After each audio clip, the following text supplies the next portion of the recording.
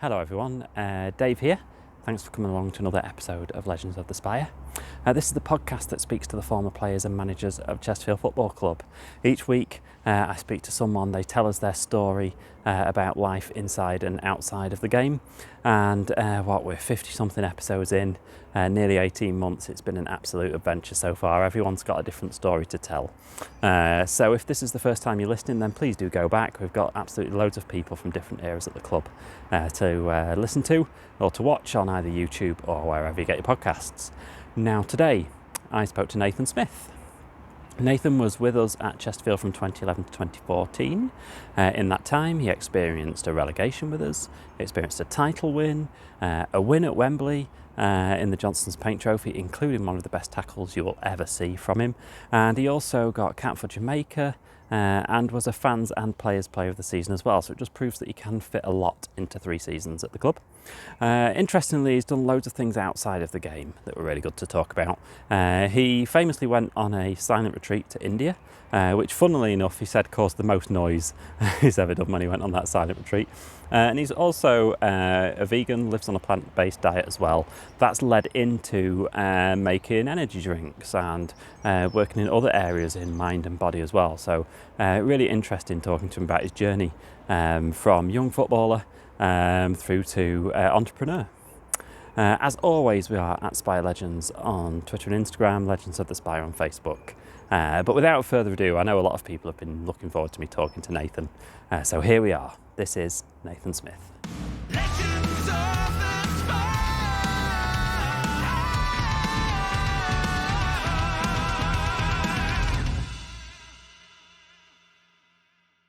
Obviously, a lot of players I've had on the podcast have all come through either Premier League or Football League academies and things like that, and kind of gone down and through that route. But yours was a bit different, wasn't it?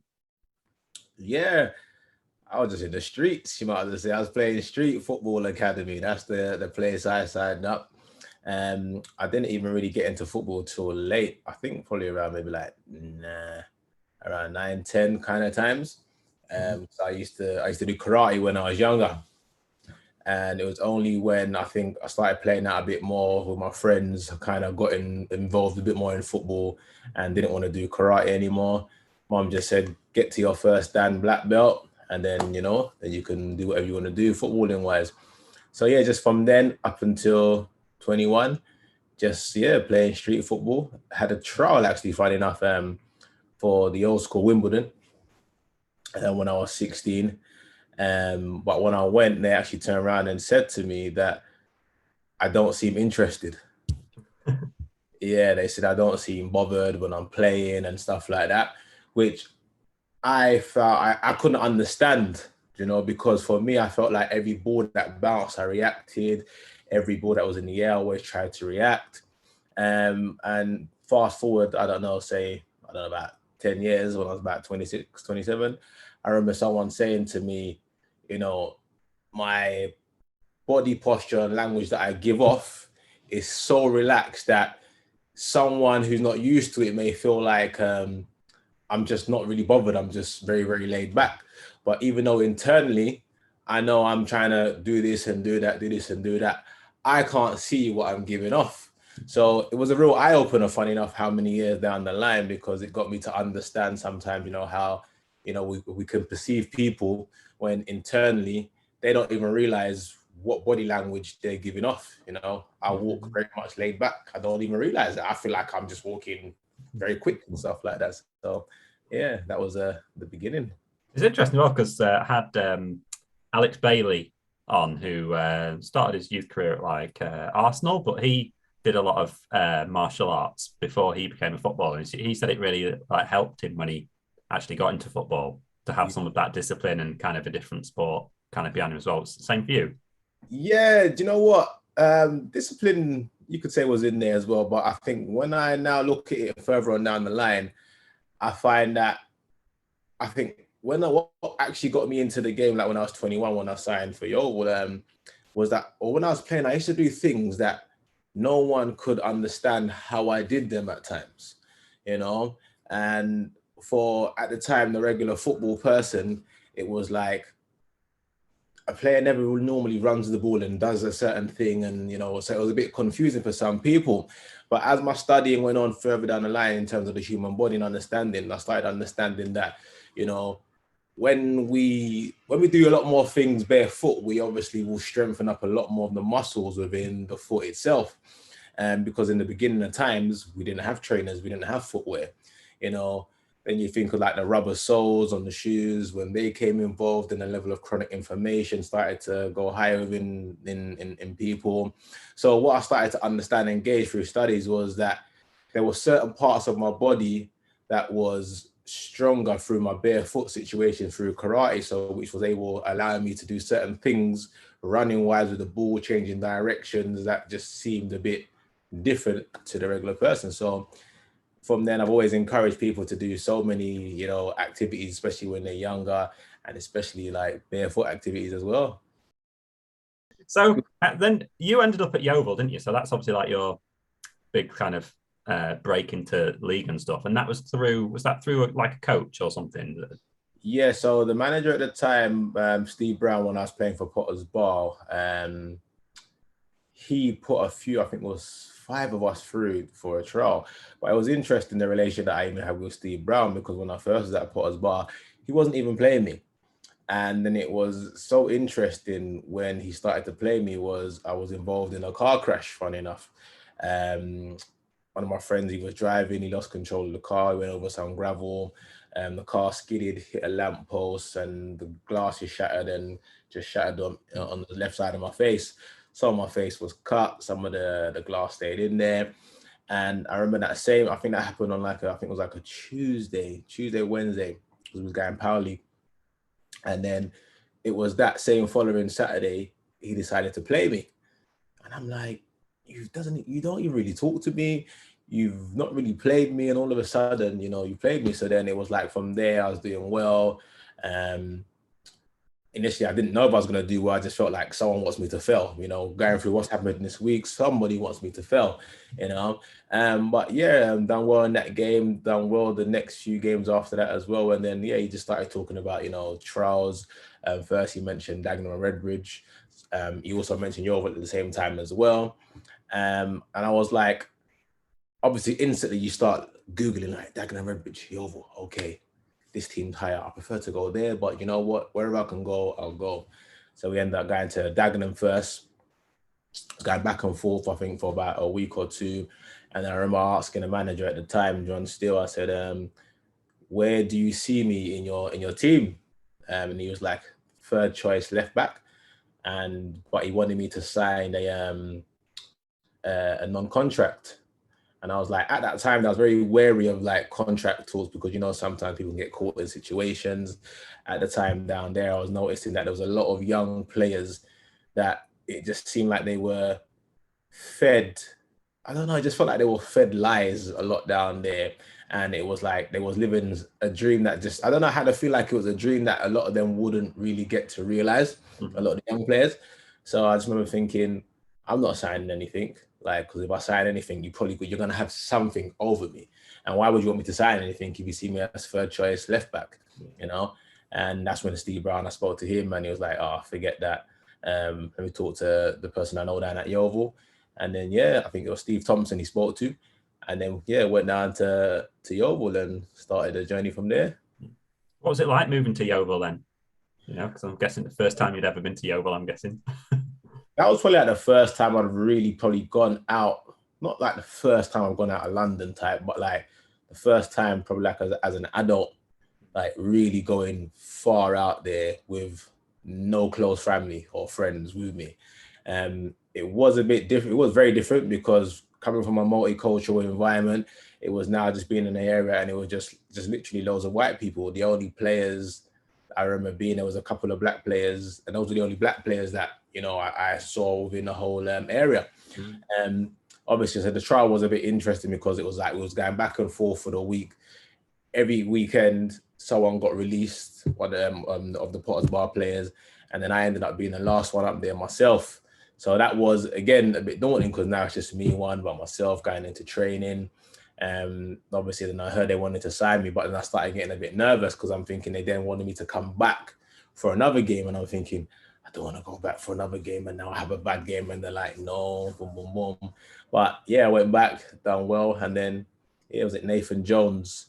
It was around a Good Friday time, and Nathan Jones ended up, I think he done something to his elbow. I think like he broke his elbow, or he broke his arm. And then they gave me a phone call and said, we need you down there. So yeah, flew down there to Hartlepool and had to sign up a couple papers. So you settled in quite quick then. Did you have to adjust much? Or I suppose the football you were in, it was kind of blood and thunder, wasn't it? The football you were in, so was it hard to adjust? Yeah, everything was I wouldn't say hard. It was obviously footballing wide. It was now something different to be used to, because now you're in an environment where there's loads of fans and stuff. So you're trying to jig all of that. Not really had much preparation in terms of even adjusting to all of those environments coming from Potter's Bar. I don't know, 50 people turn up at a game sometimes, or maybe even less.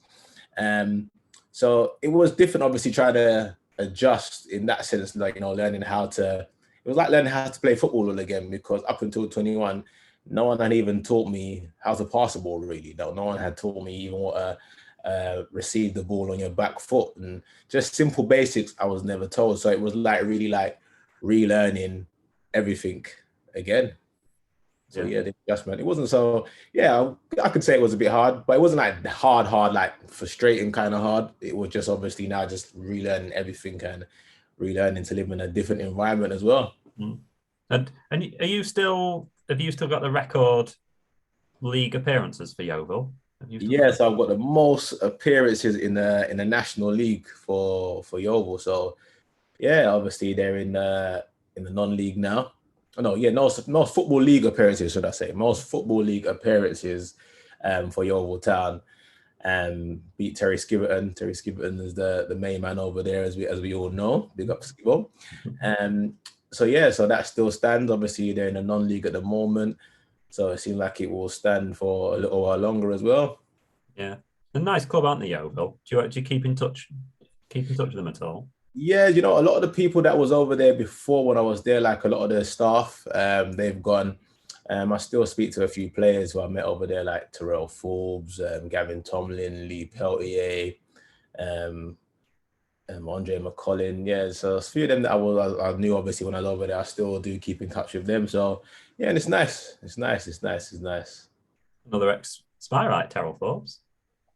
Other ex-Spire, Mr. Forbes. Yeah, man. So me and Forbes, funny enough, gave me a little FaceTime yesterday, actually. Yeah, as well. So that was one. Because again, living with him, I did live with him when I went down to Yeovil. And I think it was one of the best things that I had done, because he always watched the games back, and him and Gavin Tomlin used to always discuss things about the game. So what was good was that sometimes even Lee Peltier would come to the house, and then it kind of forced me to go into the front room and sit down and see what they're talking about, and start dissecting the games of myself as well. So that was probably one of the best things that happened to me down at Yeovil in the beginning. Town never recovered from what their manager Russell Slade described as 2 minutes of madness against Stockport County.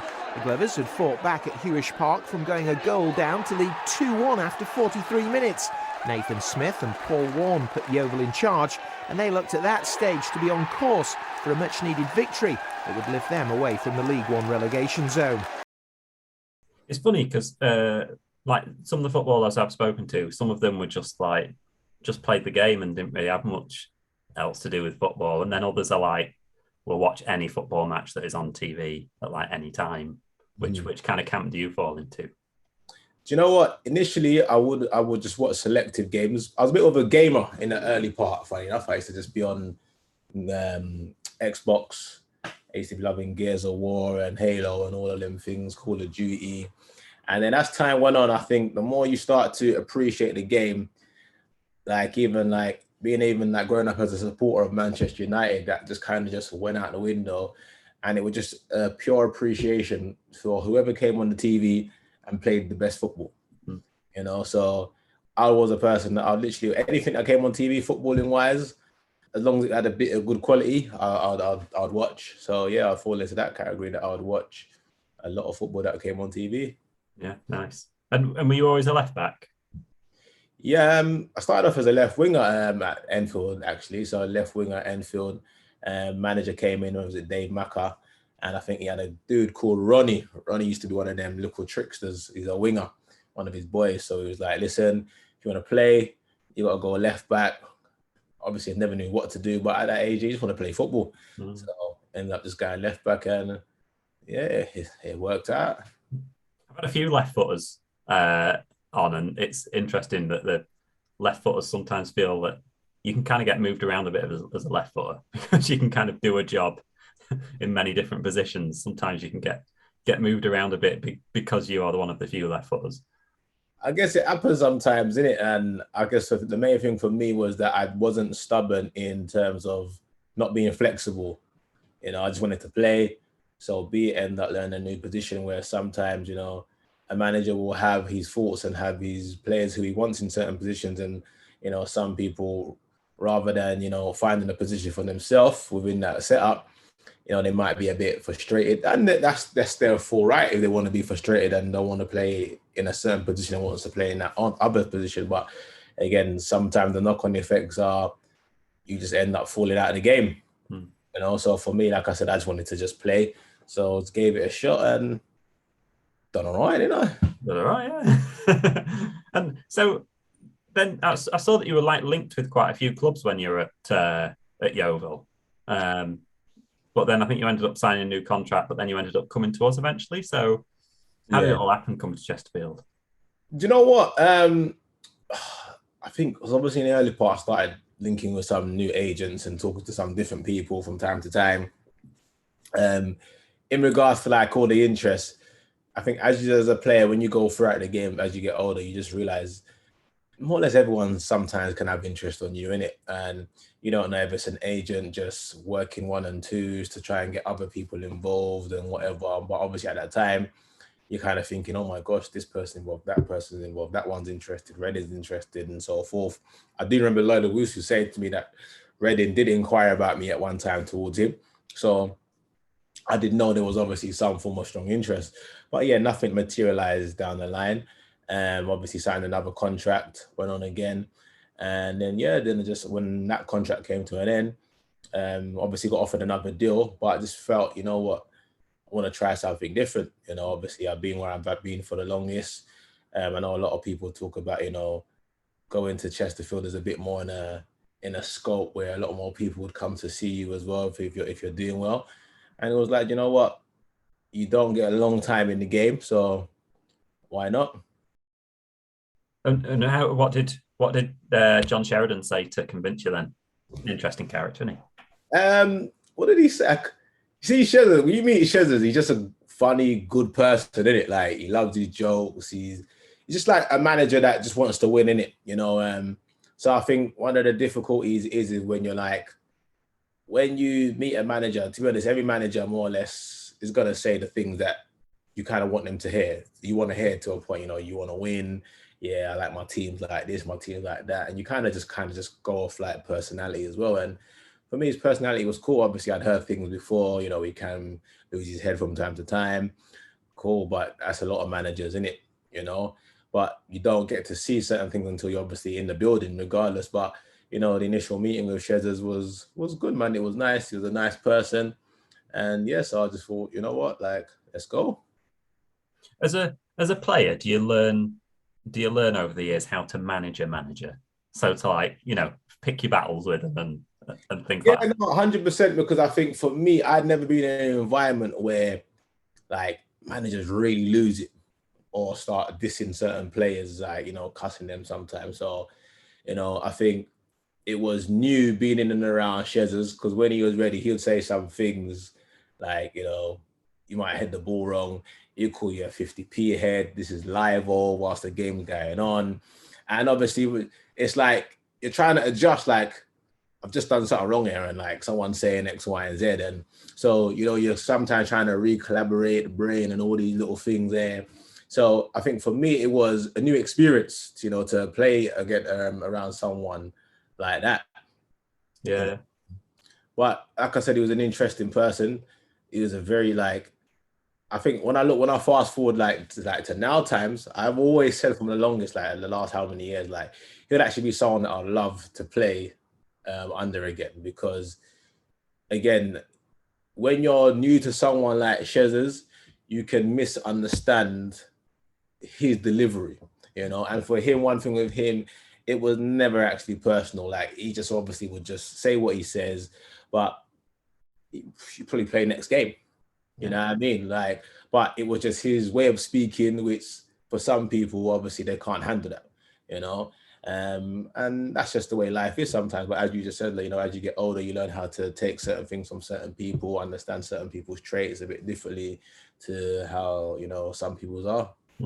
I think it was Neil Trotman a few weeks ago that was saying that because Sheridan was like a bit of an inner city kid who's kind of from that background himself, he found it quite easy to relate to him. And he said he probably shared a few characteristics with him from kind of Shez's background and stuff like that, which I thought was quite interesting.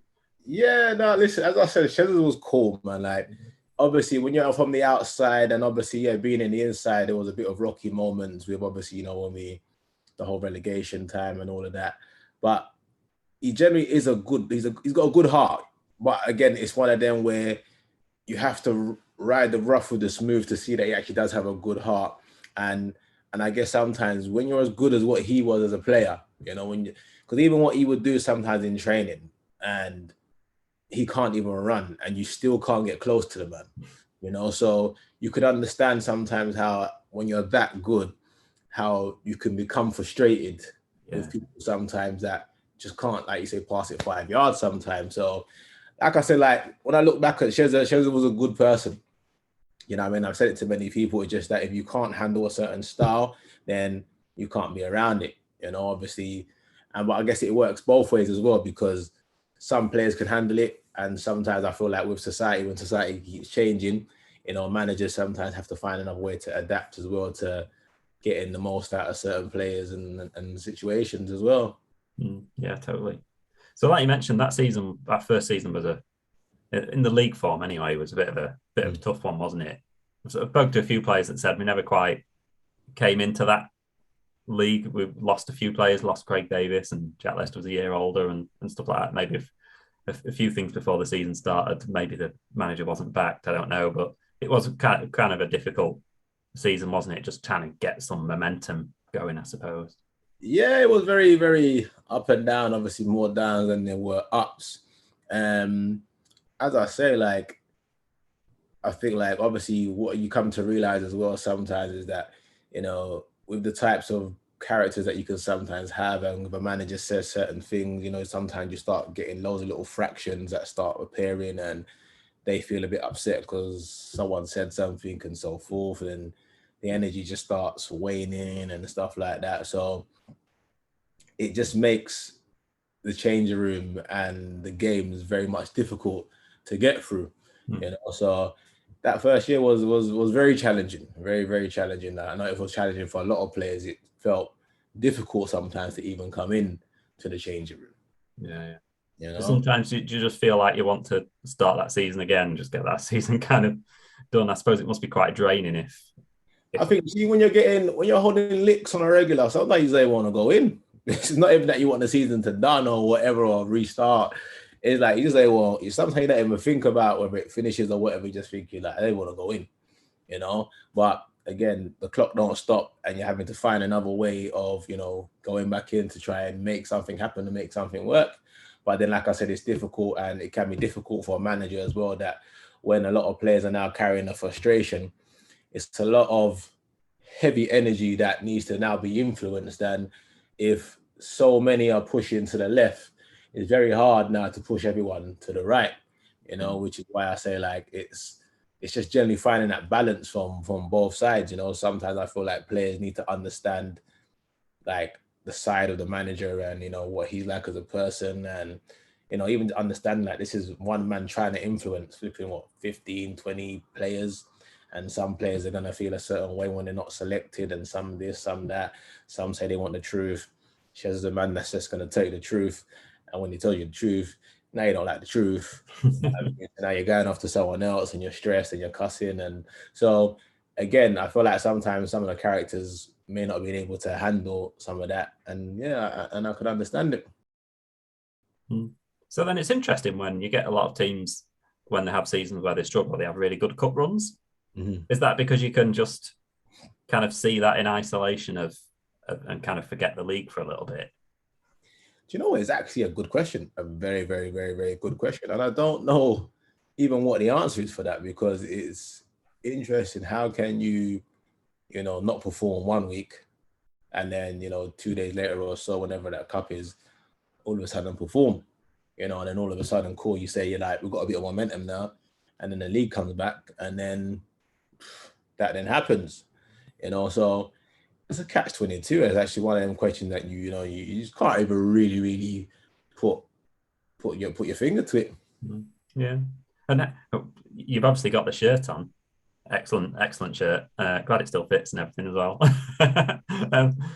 What was it like then, that run, as you're getting kind of closer to kind of final and stuff like that? I mean, it's funny, isn't it? Because Johnson's Paint Trophy is something that's not always like taken that seriously in the early rounds, but then as you get closer to the final, you're thinking, oh, actually, there's a chance for final here, and you can see how it starts to, then maybe then the pressure starts to come on a bit. How was that cup run for you? Yeah, I guess that's what it's like sometimes, especially in those times there. That's what it was like with those type of cups. Like, management wouldn't really to be too fast in the early stages, but all of a sudden 2-3 wins, you start seeing Wembley knocking your front door. You know what I mean? To be honest, I didn't feel like I was even going to play in the finals. Obviously leading up to it, sometimes wasn't really even involved in the starts. Mm-hmm. So when I did get selected, and funny enough, he gave the team the day before, again, it kind of felt like that moment of being involved in a car crash. And then all of a sudden the manager now selected me, So I remember that night before, I remember I couldn't sleep. I think I was up to about 3 a.m. I'm thinking, flipping it, what am I going to do? I remember texting my friend. I said, bruv, I can't sleep right now, but yeah, obviously it turned out to be good. Did you have quite a few family there or anything? If you kind of weren't necessarily expecting to play, you invited loads of people along or not? So my mum and my cousin came, and that was just probably just because I'm going Wembley regardless, whether it be on the bench or whatever. I'm gonna go Wembley, so they were gonna come. My cousins, we grew up with my cousin, and we was always outside playing Wembley doubles. So it was just one of them moments. Even if I didn't play, we've gone from playing Wembley doubles on the streets to Nathan actually being at Wembley. So again, mum was always going to come and support, and then cousin was always going to come as well. It feels like a big old pitch, doesn't it? It looks really big. Obviously, football pitches can't be that much bigger than any other football pitch, but it looks massive. Does it feel massive? It's big. It's wide. The pitch is wide. So when I remember, was it Man United Barcelona at Wembley, and Barcelona was just playing some crazy football, it always makes me think of that time being on Wembley. Like, it's so wide, and again, so you get a good footballing team that knows what they're doing. Damn, it can be a long day for you on Wembley. The environment was lovely. It's just different. It was definitely one of the best stadiums that I've been in. Yeah, and Swindon were in great form leading up to that, and obviously Di Canio was there with his coat on and his scarf, looking like he was sweltering, but wouldn't take it off. Yeah, again, so that's why I said it was like that kind of that car crash kind of moment, like the Potter's Bar days, because it was like not really featured too much. Now you throw me in the big end, like Swindon of all teams, absolutely playing some amazing football at this time right now. And then you got Richie, who's absolutely just tearing everyone up week in and week out. And I'm like, for flip's sake, man, like me. But again, it's one of them situations where I always say, like, sink or swim. You either stand up to the challenge or you sink. So I had to stand up to the challenge, and something nice came out of it. Yeah. So the thing everyone wants to know about, obviously, is that tackle. How was that tackle for you? It was I mean, I'm sure if you asked any Chesterfield fan at one of their favourite tackle of the last decade, 2 decades, whatever, that'd probably be top of the tree. It was a good one. Yeah, listen, I guess like I always say, and people used to say to me, like, what was it that was going through your mind at the time? And it was so interesting because the whole game, every touch that Richie took was perfect. Yeah, every touch he took, it was perfect. That I could never get close because he's someone that if you get too close, he's gone. It will just 1-2 and he's gone. And it was the one touch that he took, and it wasn't even really like a poor control. That's how and I feel like that's how much the fine detail can be sometimes in football, that it wasn't even so much of a poor control. It just was, I feel like, poor for his standards.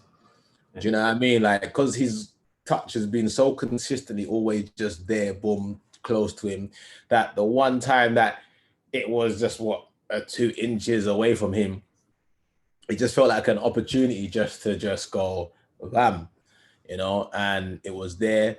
And I think one thing with me is that I've always, even like still like now, I kind of just, I don't know. It's like when you kind of understand the art of defending, you just know when you're going to get the ball, especially if you're going to fly in like that, like, because if you don't, and you're flying in like that, it's a red card, And I've always been a man, I don't want to pay no red card monies. And I don't want managers to come to me and talk, boy, you know what? To say you got dismissed, you might have to pay a 1-week fine. So for me, it was always making sure that everything was timed. So going in for that challenge, I knew I was going to get the ball. I just knew it. Yeah. And it was a great reaction as well. I think the reaction half made it. Yeah, do you know what? With that, it was because I knew I got the ball, but I also got a bit of him as well. And I think in the game, it's like, you don't know sometimes what the referee is going to give. And the last thing you now want to do is now get up and start looking around at the ref light, because now you're giving away that you're not really 100% sure whether what you've done was right. So then he may clock that and feel like, nah, I've got to do something now, because remember, Richie's now lying on the floor. So you just got to go with a drum and just tell him get up, Here's Connell. Holmes. Out to Ritchie. In goes Nathan Smith, and that's tackle of the day. Ritchie's riding around. I thought Smith won it beautifully. Well, I think it's an old-fashioned challenge. I just think he catches Smith in possession. He's gone through. He's taken the ball. And I think in the old days, it's known as just a tough challenge. And I don't think the referee has given anything except for a throw-in. He's not. Touch is a bit loose. I think Paladicano is instructing his own player to get up. What was I suppose that manager changeover then? Because I suppose it didn't really quite start right, did it, for Shares? And then that Accrington game kind of came, and everyone, I think Dave Allen wanted Paul Cook after that Accrington match. Yeah, kind of happened. Mm-hmm. What was it like when Cookie came in? Cookie just always enthusiastic. You even hear it in his, like, even at his interviews, just like even like now till this day, like when he talks in his certain way, he just always has that enthusiasm about himself. And yeah, he just came in, just wanted to try and play football, from the get-go. And obviously knew he wasn't going to be how he wanted it, because you're taking over a team that's pretty much flat at this moment. But yeah, he just come through, and I feel like, because obviously when players now have their mindset set on one thing in terms of, right, cool, this is the situation that they're currently in, and this is their manager, but now someone new comes in, a lot of players feel like, all right, there's possibly an opportunity here. I may get a game, So yeah, I guess that's what happens. And I guess he come with the right enthusiasm as well, and things started going well. And what was the squad like then, kind of that season? In fact, during your just time at Chesterfield, who were the people that you were kind of closest to? Like, put that, yeah, Armand Hanangele, Sam Morsy. They were probably like the two I was most close to. Then you got your Tendai, Deriqua, Jacob, young Jacob. Then the rest, like I got on with everyone, your Leicesters, Westy. Like Westy was just hilarious. Like, he's one of those people that we'd call it dry banter. Like, it was so dry but hilarious. When it's so dry that it just makes you laugh. Like Jack was just a great person to learn from as well. Drew, Tommy, So yeah, I got on Warlem, like Dale, like yeah, it was just nice. Even like when Nicky Jose came in, so I got along with him as well. So and Dave Davis, Dave was wicked. Still talk to him now, like yeah. So I got along with a little, but yeah, the two that I was very much close to would have been Sam Morsy and Arman. Like we still talk to them now. Me and Sam got a book club that we do as well on the weekend. So yeah, nice. What book are you reading at the moment? So the book we just selected this week is the Alchemist. Oh, nice. Yeah, to the Alchemist this week. So we'll see what we get from that, what learnings we gather, and when we discuss it, see what's what. Excellent. And I mean, you might have seen when I called out for questions and some stuff, someone said, "Oh, can you remember sharing a taxi with a fan at some point?" It seemed like at that time there was a good like togetherness between that squad, and like the connection between fans and squad was really pretty decent as well. Yeah, I think you see when you're winning games, like fans and clubs just want 3 points in it, 3 points and see some dedication. As long as the dedication is there and you're getting the 3 points, whether it be every week or every other game or something, like the connection, I feel like will always be there. So the fans are always good, man. The fans are always wicked, even like when we arrive at the game, at the players' entrance, you'll always have some of the fans there and even if it wasn't good, like the game, then you always had a set of particular fans always at the players' entrance that would always just be, giving you the thumbs up and being nice. So yeah, man, that was always something nice about being over at Chesterfield. Nice. And I think it was the season before, but you got a Jamaica cap, didn't you? Yeah. After joining as well. Was it Honduras? Made your debut again? There was another one as well, but I played twice. I can't remember what the other one was, but yeah, that was a great experience. That was very, very different to what I'd known. Yeah, everything about it, just even like where we stayed, when we played Honduras, like the kind of things that you would see, like the banging on the buses and like the sounds that the fans would make. The environment was just different. You could say it was a bit, I don't know. It's interesting because you can say it might have been feeling like a bit more hostile because, the outside of the stadium looked just kind of like beat up and, traveling to the game, you got police, all the areas just look very much run down at times, when you're on the way to the game. So it kind of gives that hostile feeling.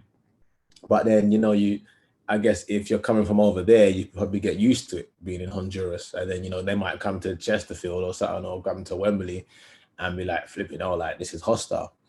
So I guess it was just the experience of it being different was very, very interesting, like very, very interesting. But I enjoyed it thoroughly, like met some great people, still talk to some of them right now.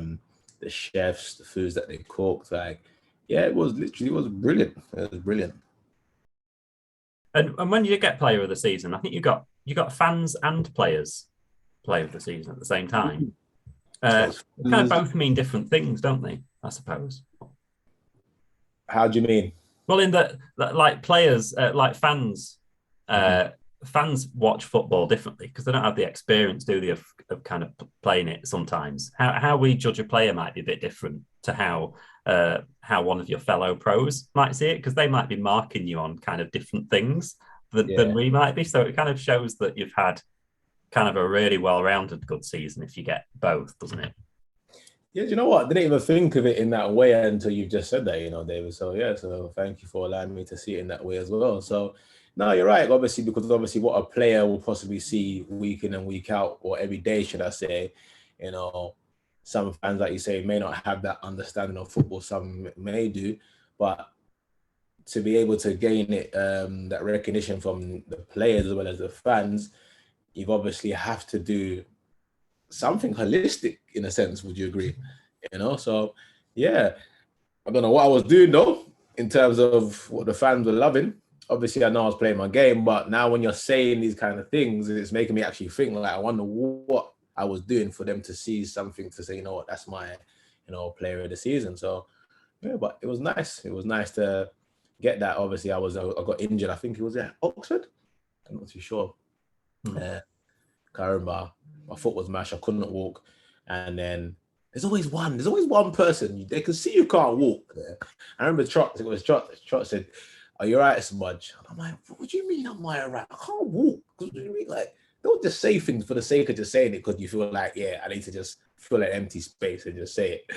So yeah, I remember that moment there. But yeah, so I didn't really expect to win anything, to be honest, because I had now missed a large portion of the season for my thoughts.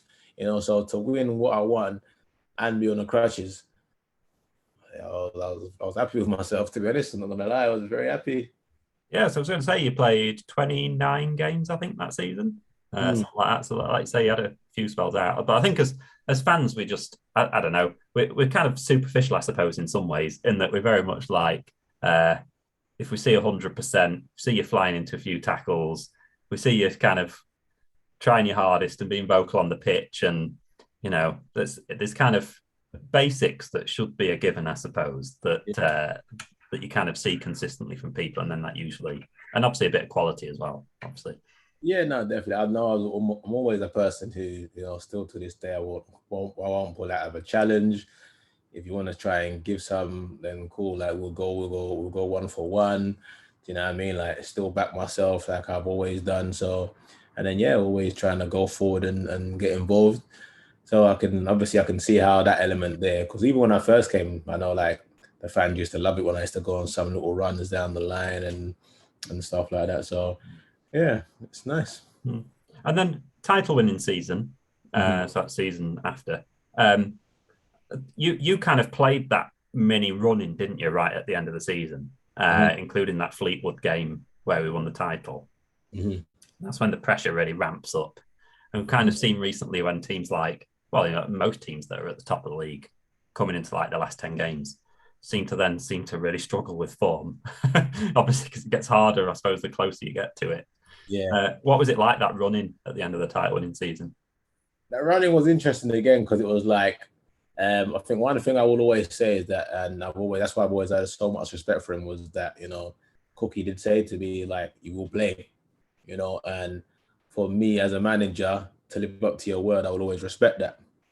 Do you know what I mean? And just even as any person, but you know, sometimes I feel like in a game of football, you know, managers can just tell you whatever, and just to try and keep the change room a certain way and so forth. Obviously, because I hadn't been playing too much, so there was a lot of frustration setting in with that as well.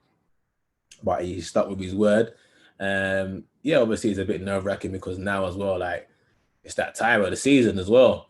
You know, you don't want to lose. You're very, very close. This whole season's been going brilliant.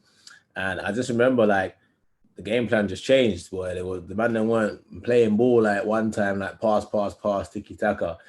I remember Cookie just saying sometimes hit that ball in the channel, you know? And I guess it gets to that point sometimes where it's like, when it gets to that real narrow point, it's just win the game however you need to win the game, you know? So the running was an interesting running, but again, we just had to win the game how we needed to win the games, and we won the games how we needed to win the games. Started strongly, Blair getting it back from Morris. Fancy footwork from Matty Blair, and he has created the space for the opening goal. It's Fleetwood Town who strike first. Done from O'Shea. He delivers the cross, and the finish is provided by Sam Hurt. They are back on terms early in this second half. Just at the moment. And they find a way through the mass ranks of the defence. Oh, they certainly can. It's Gary Roberts who's done it. 2 goals in 4 minutes for Chesterfield to turn it around. And they are heading for the League 2 title as it stands. Time, Chesterfield 2, Fleetwood 1, which means that Chesterfield are champions. Stunning season here, sealed in some style. And even when you say that, though, we still cherish the moment as well, you know? We still cherish the moment. Nice. Still cherish that one. And even the old JTP, mate. Oh, nice. Hey, they're nice medals, aren't they? Yeah, lovely. You get a little box for them or not? You just get the medal? No, I just got the medal. So I put them in like a safe. But just because we know I was doing this today, I thought, let me just take them out. And then, yeah, when I go back to where I go back to, I'll put them back in there. There's not many people that can come away from the Chesterfield career with a cup and a league title. So, you know, done well. Well, this is what I say sometimes to people. Like, sometimes people would be saying, would you not? I think when I remember when we got relegated, Yeovil they got promoted to the championship. And I remember one geezer that I know, he turned around and he was like, "Oh, you must be vexed, Yeovil's gone to the championship." And I'm thinking, where was you when I got man of the match at Wembley? Do you know what I mean? There weren't even a one little text like, "well done" and stuff like that. But for me, it's like, yeah, cool. It would have been nice to play in the championship. But it's like when you play football, I think, especially when you come from where I've come from, if you can come out of a medal and to be able to, go and talk and say, listen, like, I've won a medal. I know what it takes to win a medal. And I also know what it takes to get relegated and when that's likely to come. Like, for me, that's more rounded than just saying I've played in the championship and so forth. So, which is why I'm happy with the fact that I've got these two medals here. And how does all of that's happened in your football career then inform your life when you're out in the world? Because obviously you do a lot of speaking, don't you, around schools and other places. Yeah. How does that all come together and kind of inform then how you speak to other people? Do you know what? Because it just lets you know that there's always, life is gonna have the ups and downs. When you start studying, when you say know thyself, it's not a surface level element. It's all right. What is our existence? Where are we? Like, what is the atom? What does the atom do? And when you look at the atom, it's always vibrating. Nothing's ever straight. If it's flatline, it's dead. So it's always up and down. So when you look at it in that fashion, and you look at football, you look at day-to-day activities and life, there's always going to be the ups. There's going to be the downs. Whether you have a title winning season, somewhere along that season, there's going to be the little down. It might be a moment when you're losing you're down by a goal, but you need to, win it back. It's just always going to have the up and down. So it's allowed me to just go into even companies and, speak to them, because again, like some companies that I've been to and I've done keynote speaks in, it's interesting because, you from perception, you think like a lot of these people have things very much together, but you kind of start seeing as well that a lot of people don't have all the answers. Yes, they may be good at what they do with that part there, but some of them struggle to understand that this is just the nature of life, with the ups and the downs. So that's why I'm actually grateful for the relegation. I think I've had 2 relegations, actually, funny enough. But I think at Yeovil as well. But it's like, because it taught me, like, when it comes to business as well, what kind of people you want in your team. Do you know what I mean? Like, I've seen, if your business is gonna crash, I know what kind of man I don't need in my business, because they're gonna make my thing crash. But I know the kind of man I need when it comes to making my business successful. Like you see, look at that Chesterfield winning. It was just enthusiasm. Just everywhere you looked, enthusiasm, like just happiness, expression, wanting to come in and just give their best and just have fun, have fun for the craft. And so there's so much when you look at it from, when you take a step back, that you can just embody and bring into teachings and produce out there, just so people can gain an understanding of life itself. Yeah, and like you say, Tom Hanks always says this too shall pass, doesn't he? Because if you're having a really good time, this too shall pass. If you're having a really bad time, this too shall pass. And that's kind of how he lives his life. It's kind of the same kind of philosophy, the right way to look at things. I like that, because again, when you start looking at it all, like, nothing stands still. Like, everything is always changing. Like, what happened a second ago has gone. So nothing stays stagnant, only the thought of us feeling like it does stay stagnant. So I feel like when you start to gain the understanding of that, then it's able to kind of put you more into that space. All right, cool. So even when I look at a big part, which many didn't know, so that same season when we went to Wembley, but I wasn't involved, I think we beat Oldham at home in I think it might have been the St Johnson's Plate Trophy again. It might have been the semi-final, but 2-1. Yeah. That same day, like, obviously, so I hadn't really been playing. I don't think I was even in the squad that game, neither. And I think it was like the biggest realization that ever hit me, I think, whilst playing football. And my gran had fallen and landed on her head. So she was in hospital, wasn't too good. And I think it was a couple of days prior to that. So it was like the world teaches you and says to you, if someone goes into hospital, you should feel down and everyone should give you all the sympathy, blah, blah, blah. But I didn't tell anybody, you know, I just kind of got on with it and whatever. And I'll never forget, like, I remember sitting in the changing room. I was in, like, if you go towards the physio room, I was in the little hut just to the left, sitting there in my grey suit. And I remember, obviously, I'm not happy because not being involved or anything of the sort. And then it was kind of like my mind was saying to me, everyone should be feeling, not sad for me, but they should be feeling a certain way for me, even though they don't know anything's going off outside of football.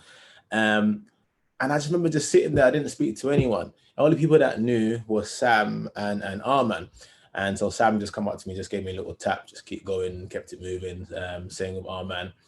But then where the biggest realization came was that one by one, everybody had got ready, celebrating, whatever. One by one, everyone got ready.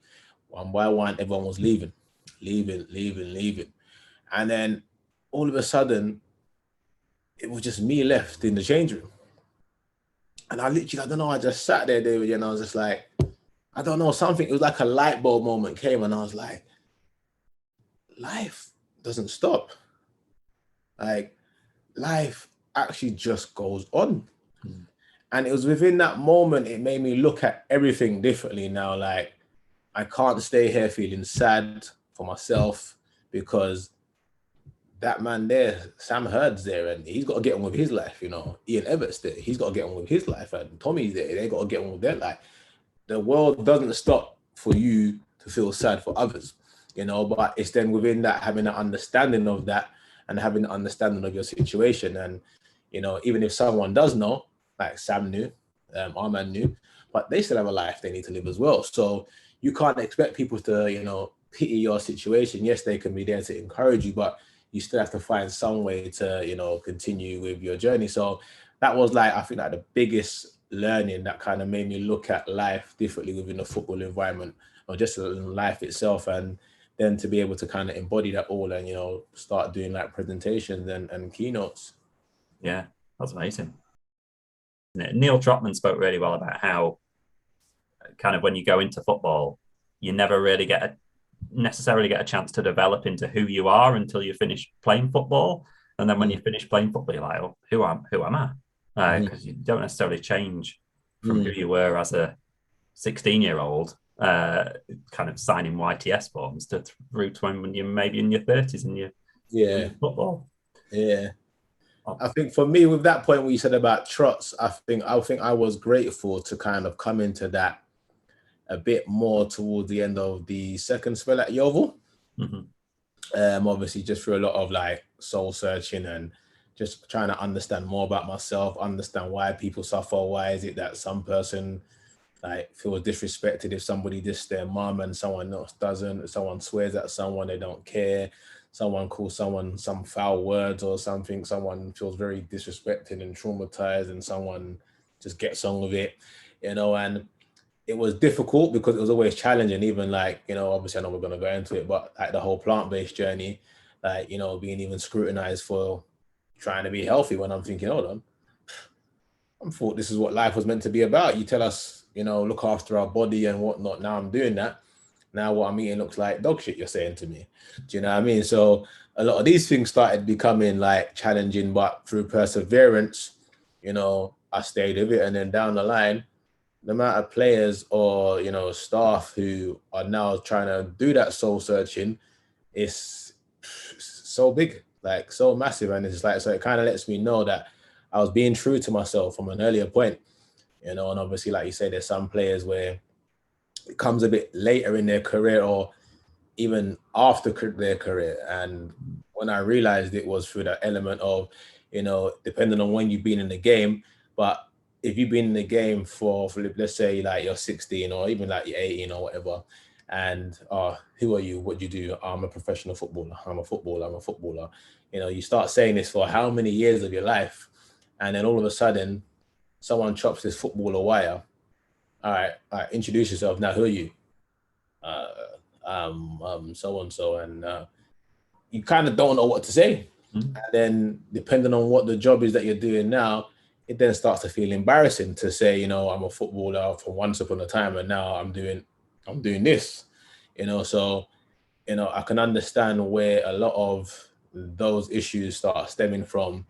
And, which is why I decided I want to go on that soul searching trip in India to understand why we suffer and to provide help towards, just everyday people, players and everyday people. Yeah. It's interesting, like you say as well, that trip to India and stuff. You end up then getting newspaper articles written about it because they're like, "Oh, look, footballers gone to India to find himself." It's odd, isn't it?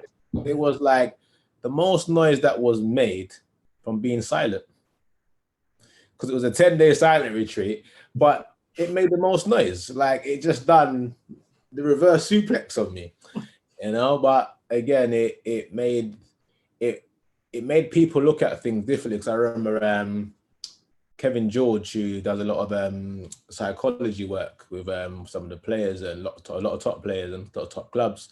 And I remember he went on to BBC Radio as well, and he was mentioning me, just saying, that there's players like Nathan Smith who, he's going on different types of excursions. He's not going on to your regular trips. These are players that are just learning more about themselves to do better. And obviously we do understand that there's a fashion that goes on where so many people start to do this and they want to do this. And, you look at every Christmas do, it's the same thing. I don't think it's even changed. Every Christmas do, you find an area to go. Everyone goes up, they go out raving, then they get up at, 6 in the morning. They have it all day. Same thing. They go back out in that same night, Sunday, drink. Cool. Monday, you have a little day off, back on training Tuesday. No one stops to really say, oh, you know what, who don't drink? Or who wants to do something a bit different this time? Like, it's normally the same thing, which is why, like, now times, like, I'm not, obviously I understand, cool, if the boys want to go and do what they're going to do. But for me, it's like, if it's not an environment that's conducive to me, I'd rather not go. Like, you don't go and do what you're going to do. But I just don't want to be in an environment where I'm just going to be like, just sitting there is pointless, So again, it's like, but that takes that courage to sometimes to say, I'm not on that, because, a lot of the times, you'll have the captain saying you're going to get fined. Yeah, if you don't turn up, you're going to get fined, and no one doesn't want to lose out on money. You don't want to be a sport as well. But as I say, a lot of the times, a lot of players don't care about some of the other players' wants as well. It's just the same set. And I don't think it's changed anyway at any club, if I'm clear. So it's just, again, if you can have the courage to be yourself, it's the best way. Like I say, it's breaking that status quo, isn't it, of like the rest of the squad being the one that says, no, actually, I'm got something else to do, or something I'd prefer to do. Yeah. It takes confidence to do that, doesn't it? Especially I imagine in a group of footballers. Yeah, 100%. Like you said, like, the status quo is strong, and no one wants to look like the odd one out, especially if you're new in the game and you're trying to fit in and all of that. So you may not even want to go certain places, but you start just going because you're like, I don't want to look like that sport and so forth, and boom. So yeah, and I've been there where I've done all of that, and then it doesn't even get you nowhere. A manager may still turn around and say X, Y, and Z after you've done all the little team stuff, and it's like, what the heck was I doing that for? Because I actually didn't even want to go. So yeah, just have the courage to be yourself. All right, so we should finish off really with like you said, the plant-based diet. So I am 6 weeks vegan. I'm very much enjoying it. I only did it for a month just to see what it'd be like. I've been like pescatarian for quite a while, so I've not ate meat for a long time, but still ate a bit of fish and cheese and stuff like that. But I decided to go vegan for a month, and actually, the things that I thought I would really miss after a month, you're like, I'm not really that bothered about cheese or things like that. And actually, with the way that the world is nowadays, it's pretty easy, isn't it? To be vegan. It's not hard. No, like literally, obviously, for me, the journey was a bit different down the line, obviously, because you start understanding that the word vegan just becomes something trendy. A lot of people who are vegan, they don't really do it for health. It's just, just to not eat meat, so forth. Whereas my thing was always about how can my food become my medicine? How can I do my best to avoid hospital unless it's like an impact type situation? When you speak about the pescatarian, that's what I done first. Went on the pescatarian vibe. And then, so I think my transition was very much easy because it wasn't based on any influence from like the media or just seeing loads of things and whatever. So I was able to be in a space where I could make the correct step forward and then maybe make the odd little step backwards and then readjust without having all these little labels around me at the time. But now you can go to many restaurants now and there's a lot more options. I remember even Burger King was they were going to trial a plant-based Burger King restaurant. And I definitely feel like there's definitely going to be a big surge of vegan restaurants or even vegan foods within these next few years, because when you look at, even like when it's talking about the import and export of beef has dropped, and then I think it was like 60%, which was reported, was it some earlier on last year? I remember reading an article and I was like, it's interesting, no one's not speaking about this, and then now you're seeing, then I'm saying, like I said, you see Burger King. This is big Burger King. They had no interest in, their team just about money. So I always say, if these big chains are now looking at vegan spaces, there's obviously something that, is about to come in a large number. So yeah, there's more things coming out, and it's good to see, because sometimes you go to a restaurant and although I may not eat certain things, sometimes there might just be one thing that you may can go and just have because it's your friend's birthday. But sometimes you go to restaurants and they just don't have nothing, and it's just like you're just there in it. So So what's show us the drink. So this one's almost done, but we drinking. So this is blendy, isn't it? So when did this all happen?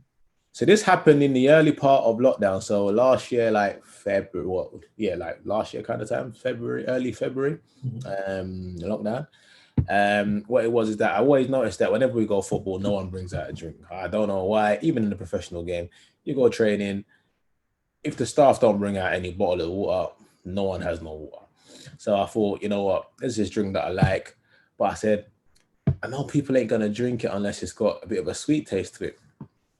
So that's when I decided to add some, done a bit of homework on certain sweeteners, and agave was the one that I decided to pick because it's a natural sweetener, but especially for like people who have like diabetes, it's low on the glycemic index chart.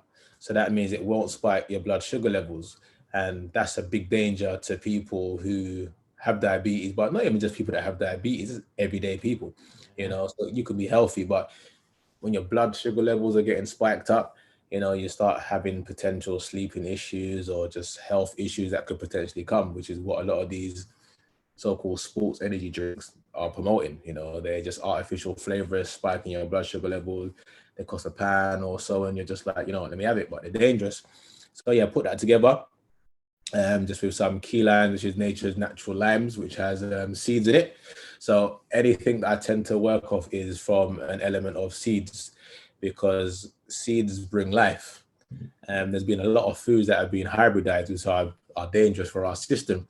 So I always look at the element of saying, seeds bring life. So, when we came into this existence, when I came into this existence, mom, dad into mom, so forth, so I always look at that as nature replicating itself. So if I'm going to consume anything, I want to consume things that is going to bring life towards the body. So going through that journey myself, it's like, all right, whatever I put out to the public, I want that to be a representation and a replica of, what and how I try to live in that kind of way. So put the key limes in there. We put Jamaican ginger, which is very, very potent.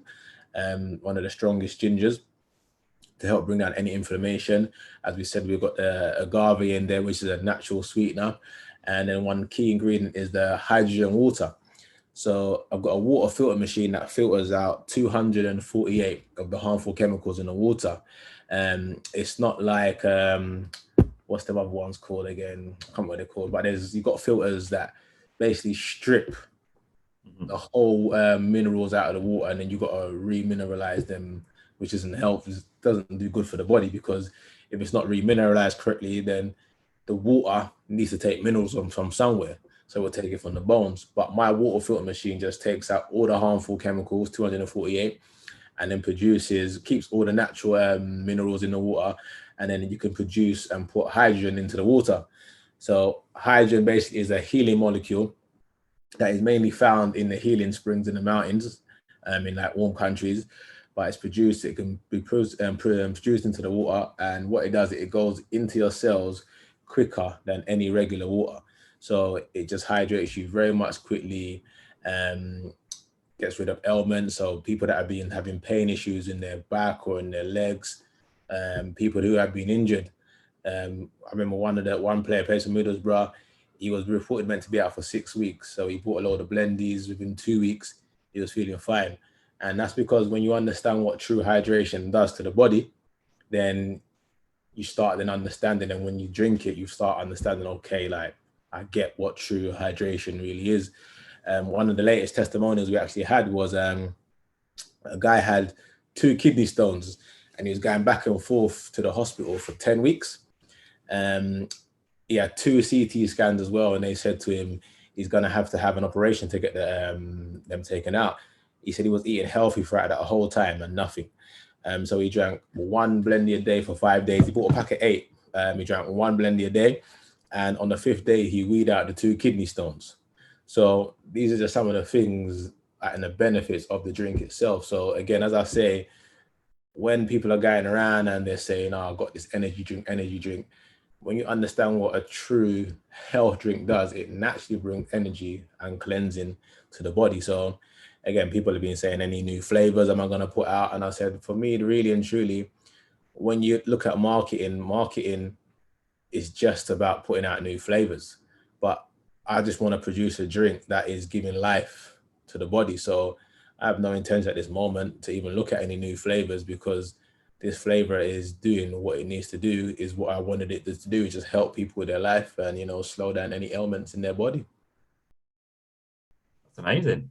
Mm-hmm. And it's amazing how you kind of go from, you can kind of just speaking to you for like an hour, you can see how that journey from kind of young footballer to then to here.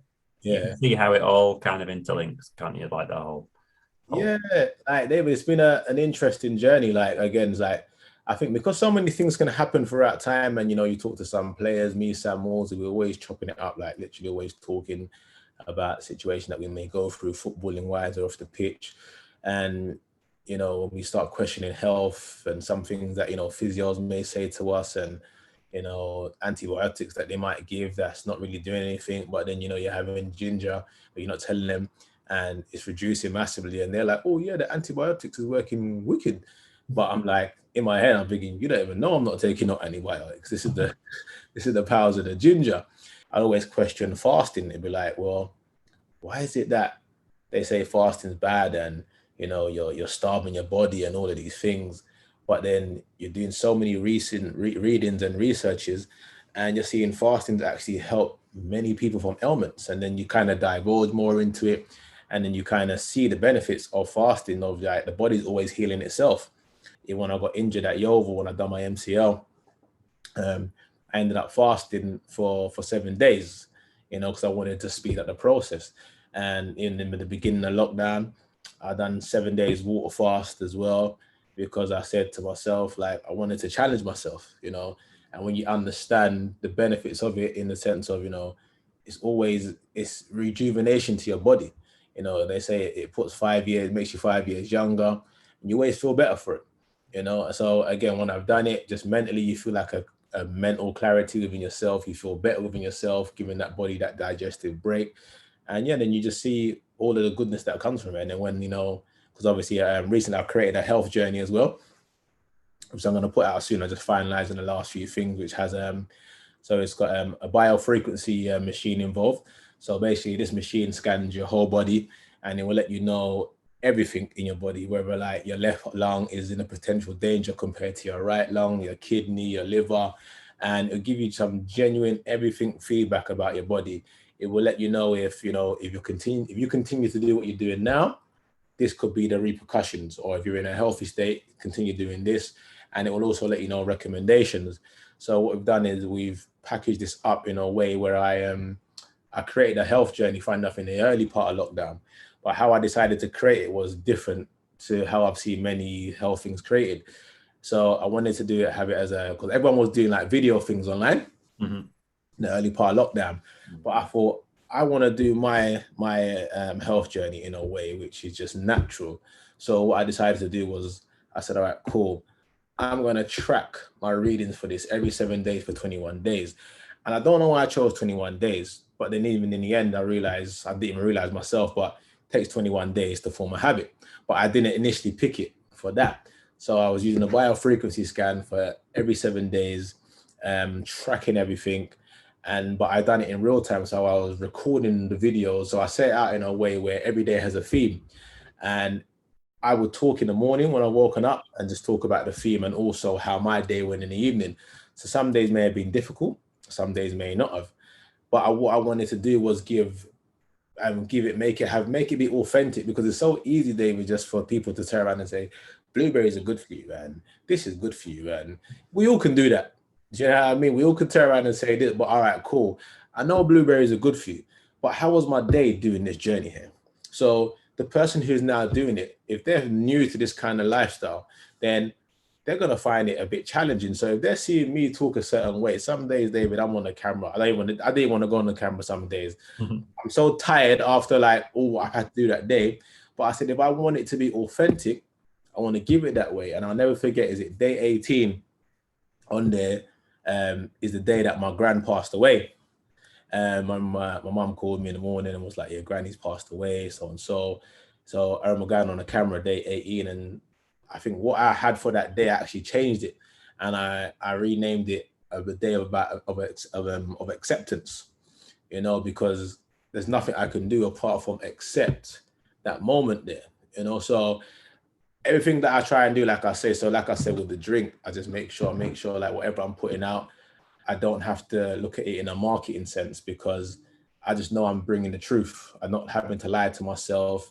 If I don't believe in a product or certain things, just won't talk on it. Just like, it's not for me. I can't really say too much about it. So forth, so beef. So yeah, so I'm going to put it out very, very soon. Just making sure I'm putting like a writing program to it as well, because I wanted it, again, I feel like when it comes to changing your health, I just feel like everything has to come from a holistic point of view and not just a surface level. After having a chat with you about your career and everything that's happened, do you ever look back at that time and think about like the time at Chesterfield or how things that have happened have kind of influenced you and stuff like the good times and the bad times and all that stuff?